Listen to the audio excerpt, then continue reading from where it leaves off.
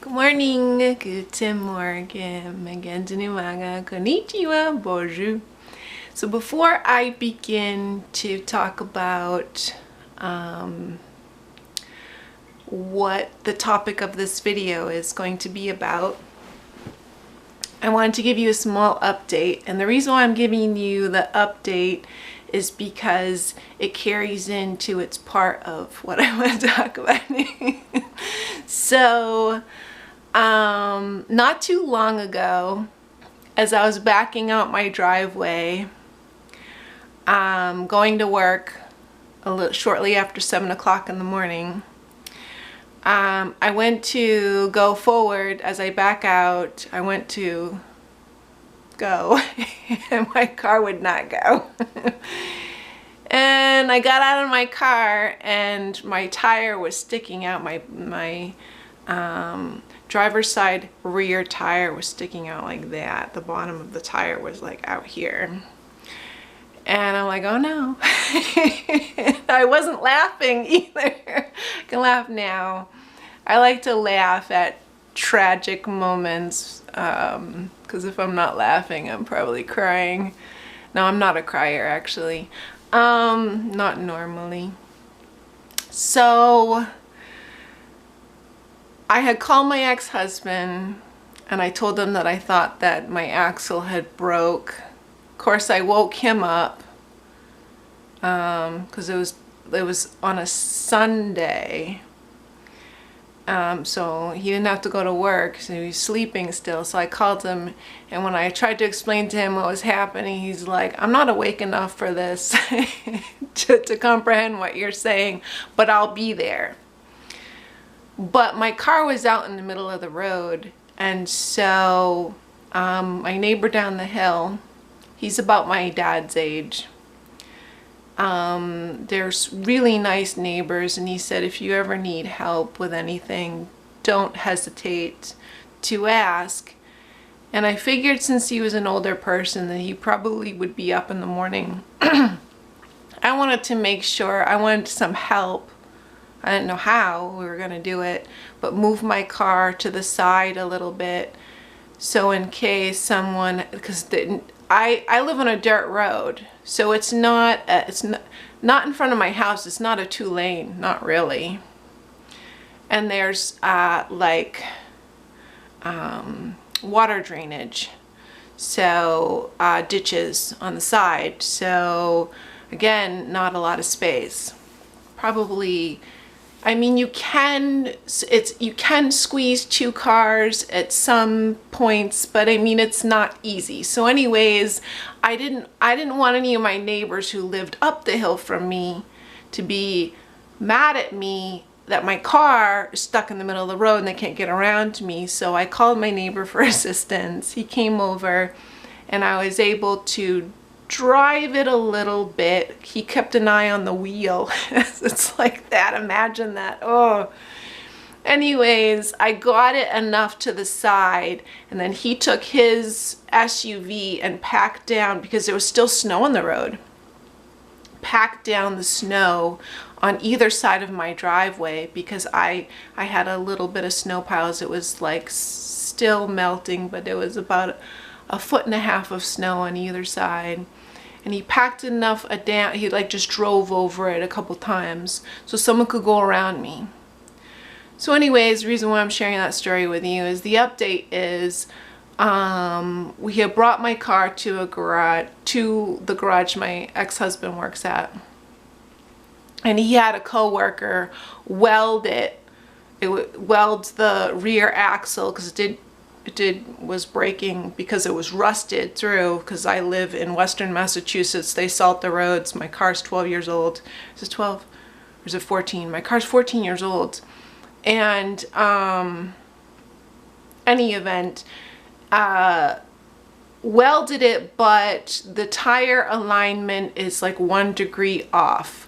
So which means my tires have to be rotated a lot more often because of wear, like irregular, excuse me, seltzer water, irregular wear and tear, so it has to be rotated more often. But my car hopefully will be able to be driven for another year or so while I pretend to make car payments each month now and save up some money, and hopefully just, you know, whatever happens. All glory to the Lord that everything worked out.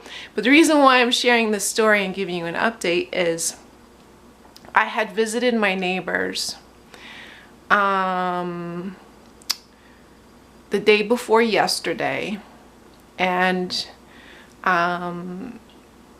she didn't answer the door because I guess she was in the bathroom. He was at work, but I was able to talk to her on the phone. She had texted me or she had called me, and then I called her back. And they were talking about their dog Cooper, because they have 3 dogs. And Cooper is about 2 years old, and he has seizures.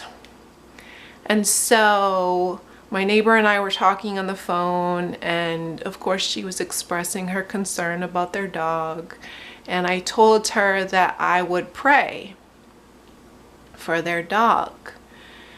Now, I don't interact with very many people, but so I don't tell people that I'm going to pray for whatever, but I said to her I would pray for their dog. And I know that she does believe in the power of prayer from what the discussions that I've had with her, because she does believe in the Lord. And so this morning, I thought of their dog. I'm not going to say out of the blue, but I was getting ready for work this morning, and it came to mind that we have like a swamp area here, and their dog loves to romp in the swamp. I didn't mean to rhyme that. Because they let him go off leash. So he gets out. We live on a dirt road again. They have a swamp by their house. We live in a very wooded area. It's the Berkshires area. And it occurred to me that him being a puppy still, about 2 years old, that he probably gets into things that he shouldn't be getting into. And I hear the frogs at night. It's really pretty here. You can hear the frogs. They have a stream by their house. There's like a pond. I call it a swamp, but it's like a pond area. And you could hear the frogs at night.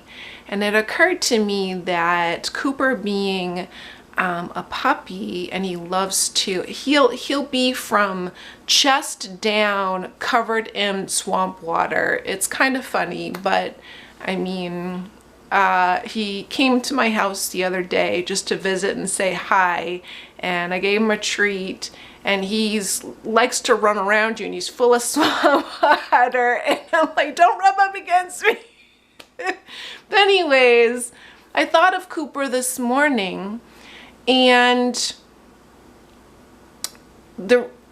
she was telling me he was having seizures, and it occurred to me that he might be biting, like chasing after frogs. And so I Googled this morning about, you know, the possible chance of poisoning, because seizures are neurological. And so I typed in, can dogs be poisoned by frogs or something?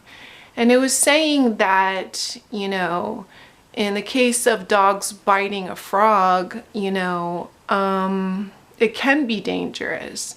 That the signs of poisoning are dilation of the eyeballs, salivating of the mouth, and seizures. So I had texted my neighbor later on in the morning, after I had already left for work, and I had let her know. And the reason why I'm sharing this testimony with you is when the Lord answers our prayers, He answers our prayers through knowledge and wisdom. So whatever you're praying about, your concerns, your worries, whether it's health or financial or whatever, the Lord shows you the truth about the situation. In this case, I'm not saying that Cooper was poisoned by frogs, but it's most certainly he's being poisoned by something. He's exposed to poison is the reason why he's having his seizures. Whether it's that or whether they had a few shoes outside that he gets into. If he's chewing on shoes could have water-resistant chemicals on it, and these are forever chemicals. So it's things that he's ingesting poison from the environment somehow. And that was the Lord showing me that when I prayed for their dog Cooper, that Cooper is exposed to poisons, and that's why he's having these seizures.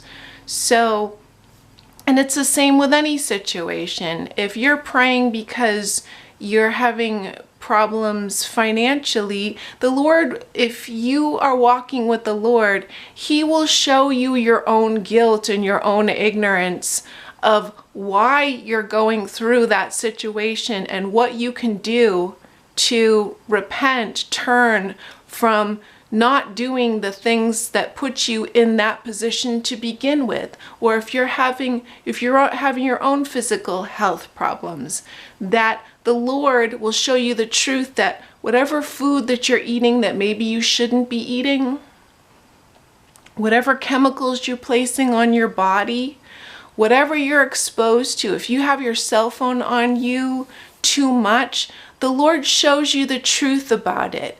And part of admitting your guilt, your sin, your ignorance about something, a lot of people don't want to admit that their own admission of their own responsibility of the reason why you have all these problems is because you are the problem, you are your worst enemy.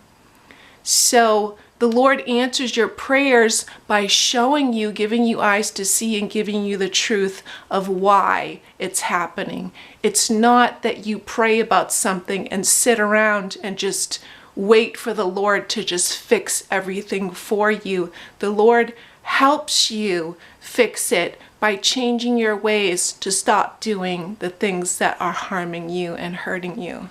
I hope I plant a good seed. I love you, and God bless.